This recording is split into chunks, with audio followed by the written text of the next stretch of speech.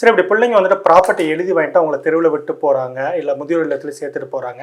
But எங்களுக்கு அந்த சொத்து திரும்ப வேணும்னு சொல்லிட்டு அந்த பெற்றவங்க முடிவு பண்ணுறாங்க அப்படின்னாக்கா, அந்த பிள்ளைங்களுக்கு ஒரு பாடம் கற்றுக் கொடுக்கணும் பெற்றவங்க முடிவு பண்ணாங்கனாக்கா, அவங்க எங்கே புகார் கொடுக்க, அதுக்கு ஏதாவது ஹெல்ப்லைன் நம்பர் இருக்கா? இப்போ நான் சொன்ன செக்ஷன் படி நீங்கள் செக்ஷன் 5ல ஆர்டிஓ கிட்ட கம்ப்ளைண்ட் லாட்ஜ் பண்ணலாம். இல்லை உங்கள் ஏரியாலேயே டிஸ்ட்ரிக்ட் சோஷியல் வெல்ஃபேர் ஆஃபீஸர்ஸ் இருப்பாங்க. நீங்கள் அவங்க மூலமாக ரெமெடி தேடலாம். உங்களுக்கு இதுக்கு ஹெல்ப்லைன் நம்பர்ஸ் தமிழ்நாடு கவர்மெண்ட்டில் இருக்குது. That is 14567.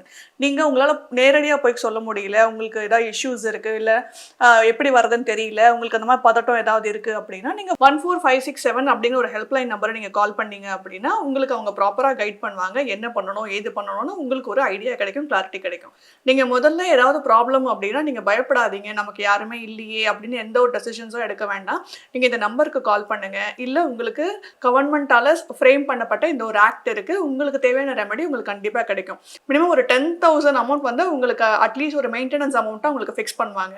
ஸோ நீங்க வந்து நாளைக்கு யாரும் நம்மளுக்கு இல்லை பார்த்துக்கல அப்படின்னு நீங்க எதுக்கும் கவலைப்படணுங்கிற அவசியம் இல்லை.